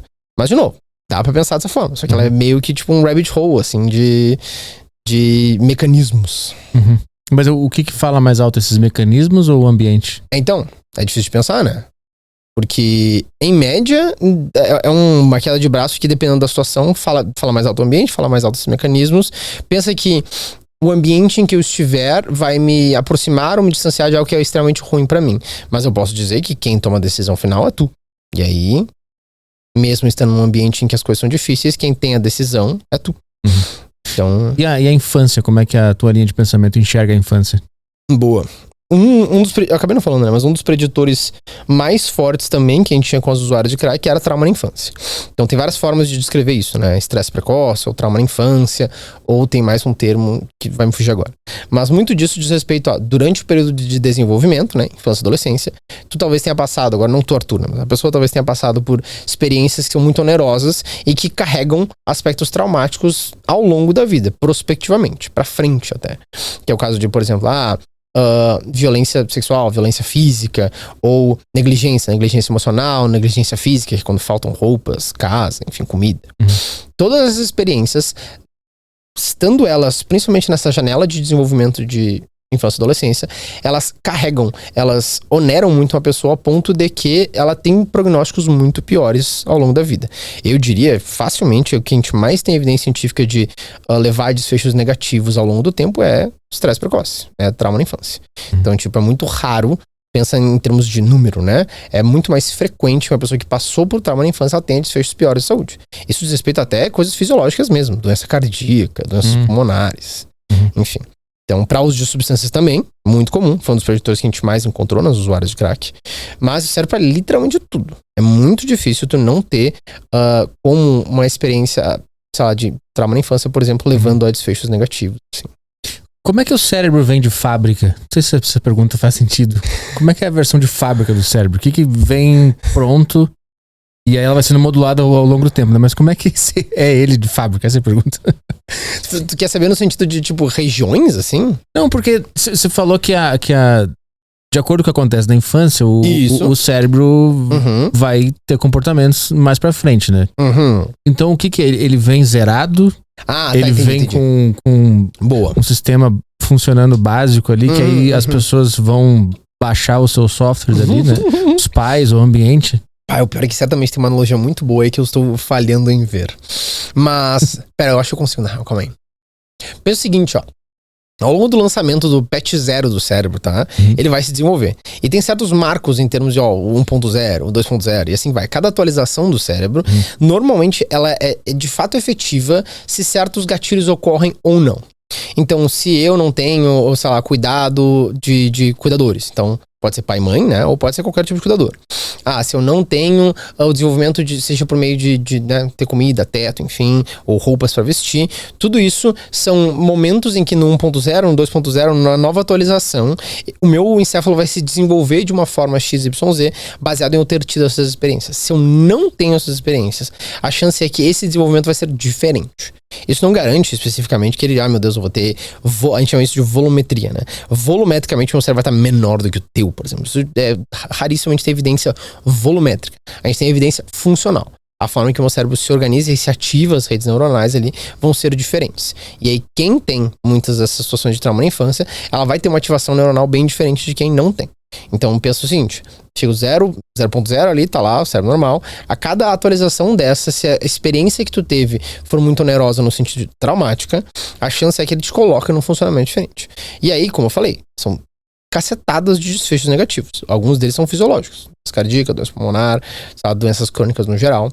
Enquanto outros são mais observáveis no sentido de sou uma pessoa mais ansiosa, eu sou uma pessoa que tem medo de abandono, eu sou uma pessoa que não confio nos outros. Isso tudo são desfechos, de novo, de um leque gigante de possibilidades de que, se ao longo do meu desenvolvimento eu tenho essas experiências, elas meio que mudam o desfecho de onde sai o cérebro, assim. Tem alguma idade, mais ou menos, que o circuito fecha? Péssimo, porque eu sempre esqueço. O rolê de fechado, o desenvolvimento, normalmente o pessoal cita 25 anos, tá? Mas é um intervalo variável. Vale citar que a grande maioria dessas evidências científicas, elas não são batido martelo, assim. Eu odeio quando falam, tem que dormir 8 horas. Ou são 25 anos de que a tua maturação termina. A gente não tem evidência científica, são tudo intervalos. Em média vai ser um intervalo que vai, sei lá, de 22 a 28, quase 30 anos. Mas o número que as pessoas normalmente descrevem como se fosse uma estimativa sumária, que não é muito fidedigna, é 25 anos. Mas pensa no intervalo. E o que é a personalidade? Ela entra em algum estudo, alguma maneira de tratar um paciente? Totalmente, assim. Pensa que personalidade tem relação com tudo isso que eu falei, né? Experiência de desenvolvimento, infância, adolescência, mas ela também diz respeito ao quanto pervasivamente ou recorrentemente, ou, enfim, mais frequentemente eu vou me organizar em termos de decisões que eu faço, em termos do que é importante pra mim, do quanto eu tenho abertura para certas experiências ou eu não tenho, o quanto eu me interesso por certas coisas, o quão organizado eu sou. Esses elementos da personalidade, eles têm relação com essas experiências, eles principalmente se manifestam de forma pervasiva, meio que em tudo, assim. É muito difícil que o Arthur tenha uma personalidade que aqui no podcast é uma e na vida dele é totalmente diferente. A gente se modula ambientes, sim, mas é muito difícil ser totalmente diferente. Então, parte da personalidade vem principalmente no fato de que ela vai ser muito presente no tempo inteiro. Assim. Não, pô, mas você me chamou a atenção agora, porque de fato eu sou diferente no... Eu imagino. Quando eu faço show, por exemplo, ou em programa de humor, é irreconhecível. Isso. Show, programa de humor. Tem mais exemplos? Até aqui eu tô falando mais do que normal. A minha vida pessoal ficaria em silêncio. Boa. Quem a gente tá falando? A gente tá falando de pistas ambientais. Tem certos ambientes em que fazem com que tu te comporte de forma diferente, assim que tu pisa neles. Eu tenho um exemplo clássico que eu dou, que é do jiu-jitsu. Eu faço jiu-jitsu faz algum tempo, e assim, a pessoa que eu sou no jiu-jitsu claramente não é a pessoa que eu sou na minha vida habitual. Por quê? Porque eu tô num ambiente que eu diria que é mais hostil que o habitual. Então eu me organizo de forma diferente. E eu, como clínico, por exemplo, sou bem diferente. Embora eu goste de um clínico que fala de uma forma bem tranquila, assim, eventualmente eu não vou ser tão, sei lá, brincalhão com meus pacientes. Então, a depender do ambiente que tu tiver, tu vai realmente modular a forma que tu te comporta. Pensa no seguinte, tem muitas pessoas que têm dificuldade com ansiedade social, que é o de, basicamente, de eu conseguir interagir com pessoas. Seja interagir com, por exemplo, se fosse um homem hétero com mulheres, seja de interagir com pessoas de poder, chefia, enfim, ou qualquer pessoa. Tem muitas dessas pessoas que têm ansiedade social que meio que um lubrificante social deles é o uso de álcool. E aí o álcool entra como uma forma de justamente tornar esse ambiente menos aversivo. Por quê? Porque se eu for enfrentar um ambiente assim, eu vou ficar muito vermelho. Se eu for falar uma palavra, eu vou gaguejar. E essas características da ansiedade social são mecanismos importantes para ele se inserir socialmente, que a depender do ambiente são mais difíceis ou não. Isso diz respeito a toda uma construção que a gente tem o tempo inteiro, de que certos ambientes eles selecionam certos comportamentos e outros não. É como se fosse um cassino. Dependendo do lugar que eu pisar, a filinha de figuras vai se formar e eu vou agir a partir daquilo. Essa é uma boa analogia. Interessante. Mas aí o que por exemplo, eu vou falar de mim agora, como se fosse uma sessão aqui. Por que, por exemplo, eu sou um cara muito tímido e até foi diagnosticado com TEA recentemente. Mas quando eu tô no palco não parece que eu sofra de timidez, por exemplo. Por que uma parte minha quis participar desse mundo que a priori não tinha nada a ver com a minha personalidade em ambientes normais? Tá, tu foi pra pergunta mais complexa, porque eu diria que tem 2 desfechos aqui. Um deles seria o como é que tu faz esse personagem, digamos assim, isso é uma coisa, mas o que tu falou foi como é que eu cheguei lá. E a gente tá falando de fatores prognósticos, né? Que fatores que eu tinha que me levaram a esse desfecho? E essa pergunta é dificílima. Por quê? Porque envolve, primeiro, a maior parte dessas informações estão encobertas pra mim, eu não tenho muita noção. Mas mesmo talvez tu esteja cego pra elas, né? No sentido de que pode ser, por exemplo, apenas um exemplo, tá? Não se empolguem aí, pode ser fatores genéticos, pode ser por outros motivos que dentro da performance de comédia ou da performance que tu tens, isso te pareceu muito mais acessível do que outras coisas. Então pensa, tu tem quanto de altura? 1,76. É muito difícil que tu pensasse, eu vou ser jogador da NBA. Eu vou ser jogador da NBA. Por quê? Porque já seleciona pra certa altura, entendeu? Então tu já não vê como acessível pra ti esse tipo de fenômeno. Então tem várias características nossas que, mesmo sem a gente perceber, eles nos aproximam ou nos distanciam de certo desfecho. E aí, de novo, esses fatores prognósticos, como eu falei. E aí, nesse sentido, é bem possível que muito dos comportamentos que tu tem, mesmo sendo um cara tímido, mesmo sendo um cara que tem autismo, te aproximam de ser um cara que performa bem e que tu quer estar lá performando nesse ambiente. De novo, essa parte prognóstica. Agora, sobre como tu é lá, mesmo sendo uma pessoa que tem TEA e que, sei lá, manda bem nesse tipo de situação em que a maioria das pessoas com TEA, por exemplo, tem timidez. Primeiro de tudo, eu tenho um paciente que tem TEA que eles fazem esse tipo de performance e é impressionante o quanto eles também descrevem tipo, não sei, mas funciona super bem. Mas pensar o quanto... Cara, talvez tu tenha uma skin, literalmente. Tipo, tu tem um personagem, tem uma skin, tipo... Muito do mascaramento que tu tens, ele é... talvez não especificamente um mascaramento, mas tipo, a forma que tu te organiza nesses ambientes é realmente drasticamente diferente da tua média. E isso é uma habilidade que tu tem. Bom, isso é muito figura do ambiente. Eu tenho muitos pacientes que têm isso, assim, de que eles se organizam totalmente diferente no ambiente e eles falam pra mim, como é que eu tenho problema com isso se eu sou assim aqui? Eu falei, bom, mas aqui, ali tu tem um personagem. Assim como eu tenho personagem no jiu-jitsu. Eu não sou a pessoa do jiu-jitsu lá, mas quando eu tô lá, eu pareço dessa maneira. É interessante porque normalmente quem tá exposto a palco, a arte, a criação, normalmente na sua vida privada é tímida, né? Mas é um relato constante, né? Só que me parece que existe algo no ser humano que ele busca o contrário do que ele normalmente é. E aí eu não sei o porquê que tem que a pessoa precisa se expor nesses ambientes, né? Talvez seja uma busca de autoconhecimento, de ver até onde ele pode ir, mas ao mesmo tempo... Vamos supor, tem uma arma na tua cabeça, tá? Tu vai morrer, tu tem que responder, senão tu vai morrer. Tá. Se tu tivesse que dizer por que tu vai pros palcos e faz, o que tu diria? Porque eu quero ver se eu consigo fazer aquilo. Aí, ó. Mas por que eu quero ver? Entendeu? Porque... É que se a gente vai muito longe nos porquês, a gente fica perdido, né? Mas, tipo, a ideia que tu trouxe é muito uma ideia de testagem, né? Eu quero testar, ver se eu consigo. E isso é uma ideia que leva a gente a muitos desfechos bizarros até, né? Pensando, tipo, sei lá, pessoas que sobem o Monte Everest, eles eu não sei se eu vou sobreviver, mas eu tô indo ali. E muitos não sobrevivem, inclusive. Então, tipo, talvez muito da ideia de que tu nem sabe como é que vai ser a tua performance, o quanto tu vai performar, é um motivador pra tu te testar e fazer. Isso é uma coisa que acontece não só nesse tipo de ambiente, mas em outros ambientes. Eu dei exemplo, sabe, de escalar montanhas, assim. Mas muitos dos nossos comportamentos são assim. Mas, cara, em média, a maioria dos comportamentos que a gente tem são extremamente complexos pra pensar em um preditor, assim. É muito difícil. A gente pode, na hora que a gente tem um valor e que a gente se aproxima daquilo, a gente consegue resumir de forma fácil. Tipo, sabe, quero ser pai. Isso aqui pensa o que é ser pai, por exemplo. É um comportamento extremamente complexo. Mas eu posso ter o valor de ser pai. Isso pode ser fácil de descrever, fácil de observar no dia a dia, mas não é fácil de perceber o que forma um bom pai, por exemplo. É interessante, né, que parece que se expor ao contrário do que você acha que você gosta é muito benéfico pro cérebro, né? Você estava falando antes sobre o cara que tem fobia social, por exemplo, com o sexo oposto, né? E eu lembro que eu passei por isso e muita gente relata, né? Que chega um momento que você decide que você vai se expor. E você vai tentar, e você vai passar a vergonha, você vai tomar o fora, até que um dia fica normal, bom, e você se torna habilidoso naquilo e você muda, você vira outra pessoa, né? Se expor a situações contrárias me parece ser uma das melhores coisas pra se fazer, né? Questão de desenvolvimento do cérebro, né? Fato. O ruim é ter certeza do que é o contrário sempre, porque às vezes a gente não tem tanta se referencial do que é o contrário. Sim. Mas muito tá referenciando nessa direção. De que, ó, se o meu lugar de conforto é esse aqui, se eu buscar algo que parece muito o oposto desse conforto, a chance é que eu me beneficie. E aqui é um benefício cognitivo também, tipo, ó, tu tá complexizando muito dessa circuitaria, digamos assim, que é o clássico do tipo, sei lá, se eu escovo com a mão direita, eu escovo com a mão esquerda, Sim. coisa nesse sentido. Mas também até eu acho que é o principal benefício, tá? Tu acabou não citando, mas de trajetória de vida, assim. Às vezes tu muda drasticamente em termos de trajetória, onde é que tu vai chegar na tua vida, em termos profissionais, carreira, sei lá, do que se tu não fizesse isso. Então, às vezes, ele abre um leque de oportunidade muito grande, assim, tu seguir nessa direção. É bem interessante. Então, parece que o cérebro ele é muito contra-intuitivo, né? Uhum. Ele cria um conforto que é bom, Uhum. mas é ruim a longo prazo, né? Uhum. Parece que você tem sempre que estar um passo à frente do cérebro na sua vida. Essas que só me assustam um pouco, tá? Passo à frente do cérebro parece difícil de estar nessa direção. Uhum.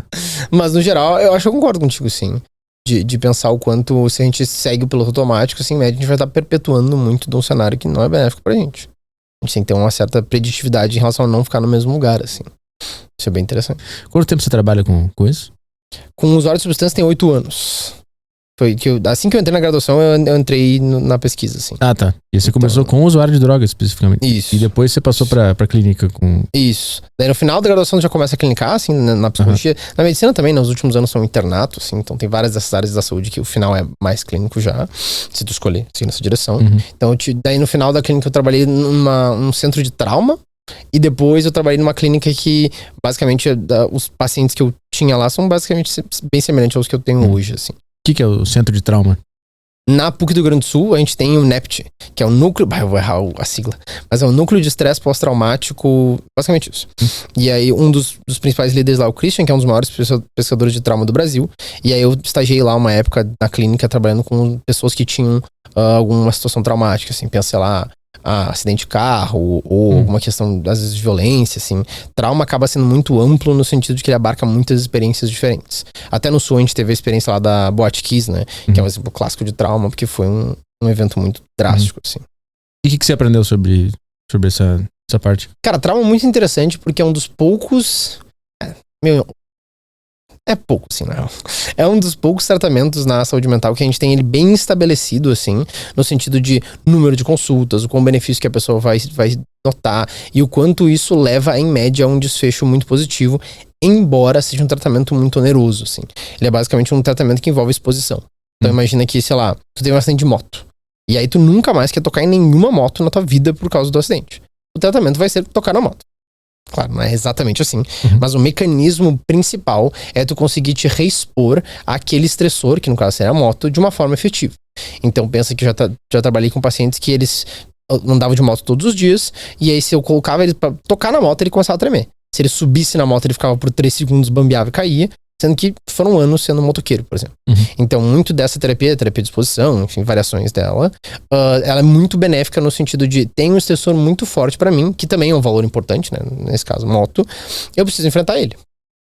Então, muitos tratamentos de fobia também são assim. Ela tem fobia a aranhas. E a gente tem que se aproximar ao máximo que a gente consegue de uma aranha. Primeiro vai ser um desenhozinho de uma aranha, depois vai ser uma aranhazinha de plástico, e assim vai, até que tu eventualmente consiga reagir a uma aranha sem ser uma crise muito drástica. Mesmo pra fobia de aviões, elevador, enfim. É interessante, você notou que depois da enchente lá, a população de Porto Alegre e da região compartilha algum tipo de trauma nesse sentido? É muito comum de após eventos como esses, assim, a gente ter mais identificação de, seja transtornos de trauma ou variáveis nesse sentido, assim. Isso aconteceu depois da Boate Kiss, isso aconteceu depois das enchentes. A gente tem muitas pesquisas que se desenvolvem depois desses eventos, justamente para acompanhar as pessoas ao longo do tempo. E o que mais aparece são diagnósticos nessa direção, assim, principalmente trauma. Então, se eu vejo alguma menção à enchente, ou tenho muitas revivescências, eu sonho, eu tenho pesadelos com a enchente, ou se alguém referencia a enchente, eu tenho alguma espécie de gatilho ambiental que me remita àquela situação traumática que eu passei, eu tenho uma crise bem forte, assim. O que eu vejo bastante dos meus amigos lá do Sul, nos stories, é quando chove, o pessoal já lembra de tudo, já fica assustado. Já chove pra caralho lá também, né? Esse dia mês passado choveu absurdamente de novo, assim, é assustador. Mesmo no inverno, né? Exato. Eu lembro que no verão cai umas pancadas de chuva lá, violenta, né? Mas eu lembrei que quase todos os meus amigos, quando chove, eles postam alguma coisa no sentido de relembrar de tudo. Exato.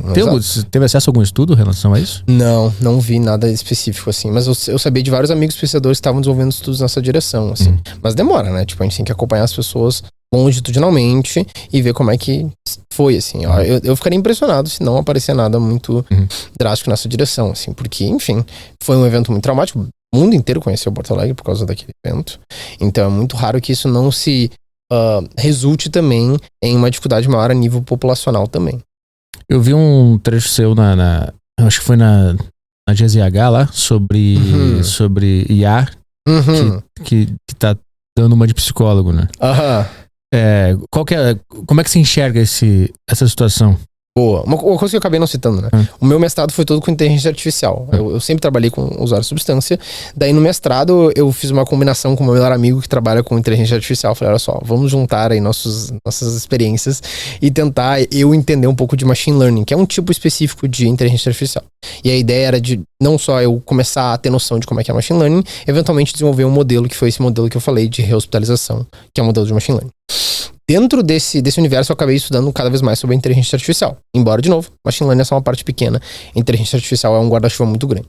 E o que mais se discute de inteligência artificial em todas as áreas da saúde é quando é que ele vai substituir o médico? Quando é que ele vai substituir o psicólogo? E assim vai.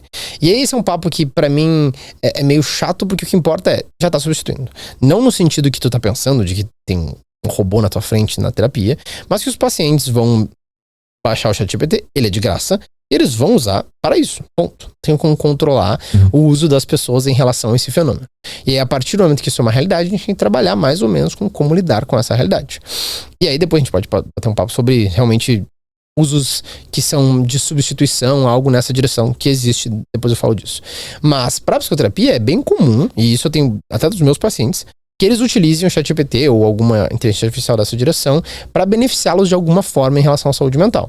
Evidentemente eles não dizem, tá, Bernardo, eu não vou pra consulta hoje é com GPT. Eles não fazem isso. Mas eles comentam pra mim, olha só, baseado no dever de casa que a gente teve, eu usei o ChatGPT pra tal coisa, enfim. É muito comum que ele seja benéfico de uma forma ou de outra. O ruim é que ele tem dificuldades bem claras, né? Primeiro é que ele às vezes fala, ele em média sempre vai concordar contigo. É muito difícil que ele vá ser contra ti, no sentido de, olha só, tu tá viajando nisso aqui, sabe? Ele pode usar certos argumentos pra fundamentar que tu não tá tão acurado, assim. Mas em média ele até vai dizer que tu tem razão mesmo quando tu não tem, e ele sabe que tu não tem. Então ele acaba sendo muito validante demais, digamos assim. Mas ele tem muita utilização pra variáveis que têm relação com saúde mental. Tipo, seja organizar, eu quero organizar minha agenda, e se eu sou uma pessoa muito organizada que tem TDAH, e aí se eu organizar uma agenda com uma hierarquia de prioridades, vai ser benéfico pra mim. Eu vou te ajudar. Então você não teme, você só aceita a realidade como ela tá agora e entende o que dá pra fazer. E o que dá pra fazer? Agora, panorama geralzão. Tem muitas áreas da medicina que se beneficiam imensamente de inteligência artificial. Imensamente. E tem umas áreas que já sabem o quanto o futuro é meio tenebroso no sentido mais clássico da profissão. Ela vai ter que modificar. Muitos dos exames que têm relação com imagem é nessa direção. Então pensa em radiologistas, dermatologia também tem isso,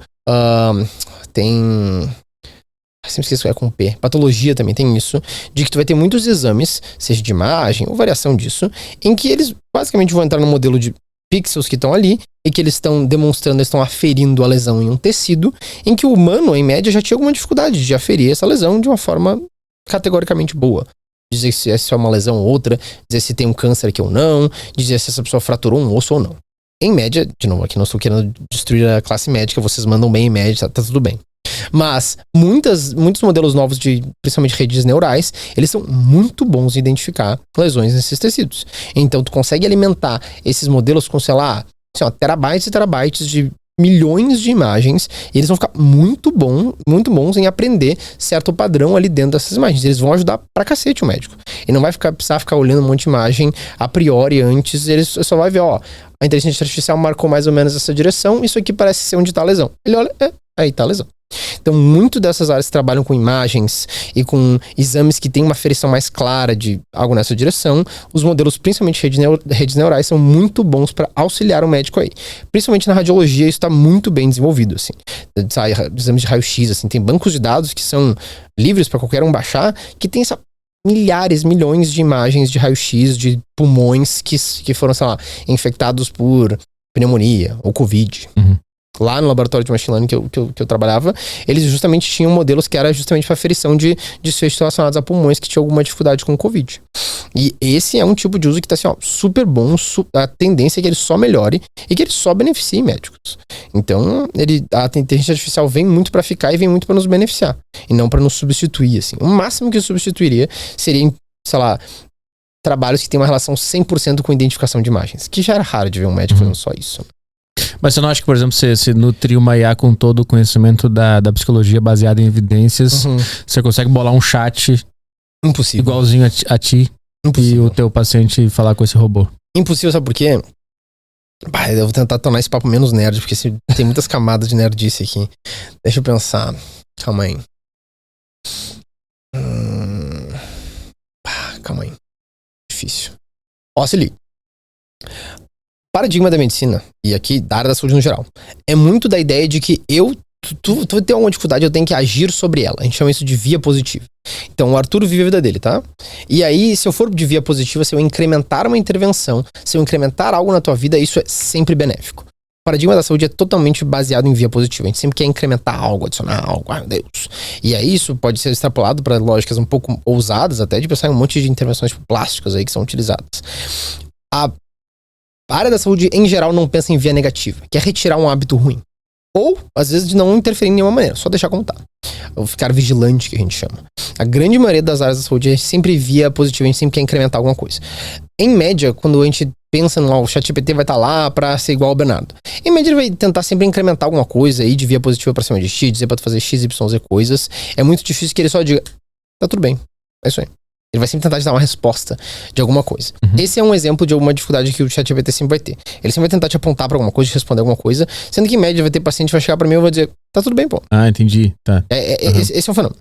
A maioria dos outros fenômenos dizem respeito ao fato de que, e aqui qualquer clínica, tá? Principalmente a psicoterapia, mas clínicos em geral, eles têm um vínculo com o paciente, eles têm uma relação com o paciente. Essa relação é muito difícil de eu conseguir artificialmente manipulá-la e gerá-la com uma IA. Tipo o filme Her lá, em que eu tenho uma relação específica com uma inteligência artificial.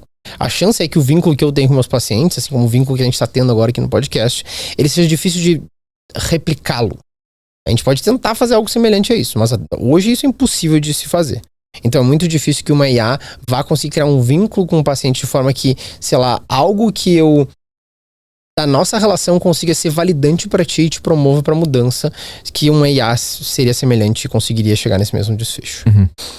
E tem mais um que seria o fato de que, em média, a psicologia se beneficia imensamente de manter um compromisso ali de, vamos nos ver aqui, vamos tentar mudar alguma coisa em relação à tua vida e vamos estar aqui para, neste momento de 50 minutos, fazer isso. E aí, por meio desse compromisso, tu também te beneficia. Eu sei que parece um papo meio estranho, tá? Mas de que, tipo, tu te organizar para consulta e coisas nesse sentido. E a IA não tem essa característica. Tu só puxaria, assim, e a todo momento perguntaria coisas. Isso talvez fizesse com que a forma que tu engaja com aquelas informações fosse mais descompromissada. Pensa que se tu pudesse acionar o teu médico a qualquer momento, talvez tu desse menos bola pra consulta que tu tem amanhã no cardiologista às 3 da tarde, em que tu vai te sentar e ouvir ele falar que por tu ser hiperlipidêmico, tu tem que tomar estatina, sei lá. Então isso muda também a relação que tu tem com o serviço. Entendi. Mas esse também é um ponto que a IA vai conseguir. Um dia vai ter um site com um monte de psicólogo IA que você vai marcar a consulta e vai se você vai se preparar direitinho. Mas interessante, você vê mais como uma ferramenta de auxílio para o terapeuta. Sim. Inclusive, você pode pedir pro teu paciente te mostrar as conversas com o chat para ele saber. Isso. Né? Porque às vezes o cara até se abre mais, né? Ali na intimidade do celular ali, né? Interessante. E tem muitos pacientes que fazem isso, eu acho muito fofo, inclusive. Gosto muito quando eles mostram, assim. É comum isso aí, né? É comum. O pessoal tá se desabafando bastante com o ChatGPT. Cara, pensar na população brasileira em que a psicoterapia em média é quase inatingível em termos financeiros para boa parte da população, obviamente eles vão fazer isso. É de graça, então, tipo, por que eu não faria? Então tem que pensar muito nisso, assim, acessibilidade em termos financeiros, assim. Mas você não se preocupa no sentido de que o ChatGPT pode direcionar toda essa população para lugares ruins, que não valem a pena, dar ensinamentos errados? Cara, o ChatGPT especificamente ele tem um monte de travas, assim, em relação a certos assuntos. Falar de suicídio, autolesão, ele trava. E muitos das IAs que são utilizadas para psicoterapia em estudos, saiba que tem, sei lá, Teve um recente há 2 meses, 3 meses atrás, que foi um estudo publicado numa revista muito grande, uma parte pequena de uma revista muito grande, que é a New England, que era um IA que basicamente serve como psicólogo, era o Therabot o nome. E aí ele tratava desfechos mais básicos de depressão e ansiedade, e aí se o paciente dizia, só quer morrer, ele travava e ligava para emergência imediatamente. Então e essa ideia foi basicamente importada do ChatGPT. Muitos desses IAs, se tu evoca um assunto em que ele não vai falar, ele trava, ele fala que não vai falar. Nesse caso desse estudo, porque ele era bem sistematizado, ele ligava para emergência imediatamente. O ChatGPT não tem isso, evidentemente. Mas ele trava. Então é muito difícil que ele vá te dar uma ideia errada no sentido de, ó, só, né? Atende com sua própria vida. Mas é bem possível que ele não te beneficie. Basicamente isso, porque é muito difícil que uma IA consiga ter um manejo em relação à autolesão, por exemplo. Ou conseguir mudar um hábito teu a longo prazo também, né? Exato. É difícil. Até porque você vai ter que se comprometer a falar com ele o tempo inteiro, né? E às vezes você não... Exato. Às vezes tem uns chats abandonados no meu lá que eu não volto mais, né? Então... Não, e é muito interessante que ele é muito bom pra pesquisa, tá? Não sei se você sabe disso, mas eu divido meu chat GPT com vários pesquisadores, porque ele é muito bom pra pesquisa. Tipo, é de revisar texto e revisar as análises que eu faço, código, por exemplo, tipo, eu acabo trabalhando com programação porque estatística é basicamente código, só que de uma forma diferente, uma linguagem diferente. E ele é muito bom pra aferir tudo isso. Ele, não, tu errou tal linha, tal código. Então, tipo, tem muitos usos dele que é incrível, assim. Evidentemente, a psicoterapia, eu acho que tá longe e eu acho que as pessoas têm que se acalmar em relação a preocupações em relação a isso. Mas ele tem muitos usos muito benéficos. Esses da medicina que eu falo são revolucionários, assim. Tem muitas áreas que vai poupar muito tempo do médico, ele só chegar e ter um feedback de uma IA em relação a uma possível lesão no tecido em que foi feito um exame de imagem, assim. Bom, Bernardo, como é que o pessoal te encontra aí pra te acompanhar nas redes sociais, no YouTube, o que mais você tiver? O YouTube é um ótimo meio que eu não estou. Não tá. Eu tô basicamente no Instagram, @psicobernardo. E, por favor, também sigam o Instagram da BPBE, que é @BPBE_, porque nos roubaram o @BPBE. Como é que é? A BPBE, que é a associação. Mas o meu é isso. A BPE. Não, a BPBE. É difícil, né? São muitas consoantes. A BPBE. PBE. Tá. Isso, e aí tem um underline depois que nos roubaram a BPBE normal. Underline, boa. E o teu é psico? E o meu é psico.bernardo. Então, por favor, me acompanhem lá. Eu vou falar basicamente sobre muitos assuntos que a gente falou hoje. Eu fiquei muito feliz que a gente conseguiu passar por vários assuntos diferentes. Pô, maneiro, Desde inteligência artificial, uso de substância, principalmente metodologia científica e evidência científica. Acho que é isso. Psicologia no geral. E, de novo, eu gosto muito de falar tanto de pesquisa quanto de clínica, principalmente para pessoas que não têm o contato com essas áreas, assim, eu tento fazer uma aproximação que seja não tão drástica, assim. Até foi muito bom que a gente conseguiu falar e tu me ajudou a falar de uma forma acessível, assim, porque às vezes eu falo muita nerdice, muito papo de pesquisador, assim. Bom, então quem quiser também se consultar contigo lá no teu Instagram. Tem meu contato lá. Pô, valeu, obrigado, Bernardo. Obrigadão, querido. Feliz.